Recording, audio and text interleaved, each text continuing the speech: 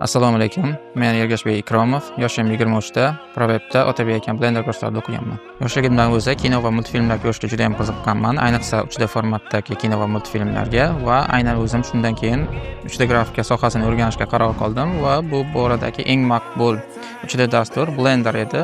Va keyin o'zim uchun Blender borasida malakali ustoz qidirishni boshladim va Provebda Otabek aka bilan tanishganman.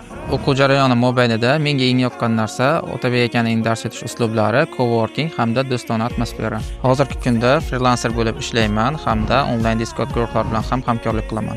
Daromadim minimum $600 dan maksimum $1700 gacha chiqqan. 3D Blenderda o'rganishni boshlayotganlarga maslahat bergan bo'lardimki, bu yerda eng muhim narsa bu GPS, ya'ni goal, plan va system. Birinchi o'rinda aniq maqsadni qo'yish, keyin maqsad asosida reja tuzish hamda shu asosida sistemani qurish.